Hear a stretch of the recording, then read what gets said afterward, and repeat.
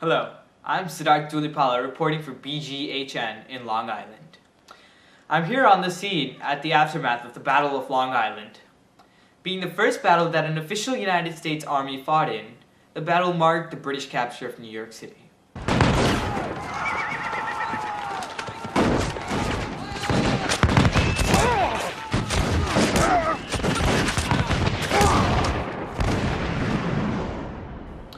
There are rumors that the now British-controlled New York City will become a central hub for British operations during the war. Here we have General William Howe, who led the British in the battle which took place here moments ago.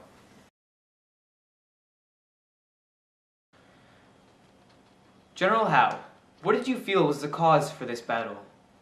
Well, Siddarth, there were many factors to which led to the battle. The main one being the British wanting to take a major city, to set up base and hoping to damage the American troops' morale. How did this battle begin? At 3 in the morning, on August 27th, we surprised and captured 5 American guards at the Jamaica Pass, and without any difficulty were behind the American lines. We now began a quiet march towards Brooklyn, hoping to trap the American forces on the rest of the heights of Guano. They were aided in this by 2 diversionary attacks, both also launched at about 3 in the morning. On the American right, where the heights reached the coast, General James Grant launched a diversionary attack, which convinced the commander of the American right, William Alexander Sterling, that the main attack was about to come.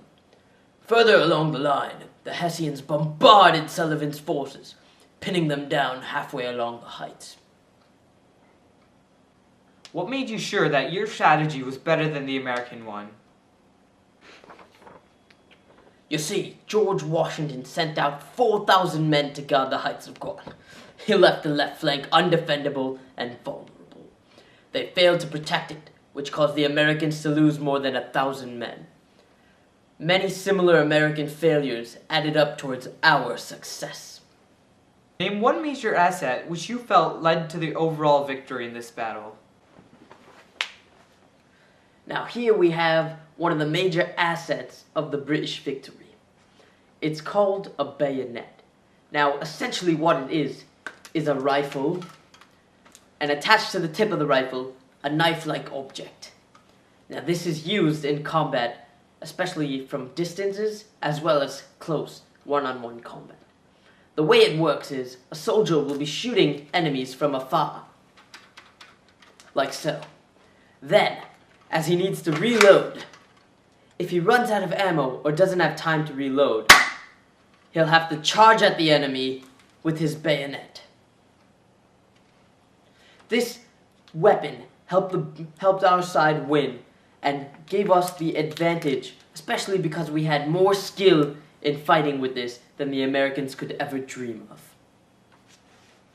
So it seems as if it were a British victory. Would you agree?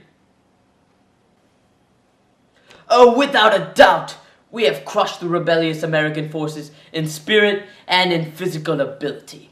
The victory will now allow us to use New York City as a control post for the duration of the war. I'm Siddarth Dhullipalla, and let's go over to Arpan Somani reporting on Washington's retreat. Thanks, Siddarth. Behind me, you'll see the troops marching along. After suffering huge losses during the battle, the Americans could no longer keep it up. They had to retreat into New Jersey via the East River. In an attempt to avoid more loss, Washington ordered his troops to flee battle. The reason for this inevitable loss was the overwhelming power of the British Army, which included over 32,000 men, 9,000 being Hessian mercenaries. Washington realized that a continuing battle would not be worth the lives of that many men.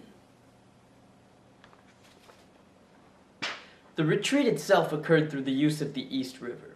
The river was broad enough for the renowned British fleet to capture the Americans, but for some reason they could not do so, and the Americans traveled from Long Island to Brooklyn without the loss of a single man. There are several suspected reasons for such, one being that weather was a huge buffer that stopped the British from following the American retreat. Another reason, although mostly an inference, was that the British did not wish to end the conflict with more fighting and battling. They wished for a peaceful end to the conflict and therefore allowed the Americans to fall out. This has been the Long Island BGHN. I'm Arpan Somani, and back to you.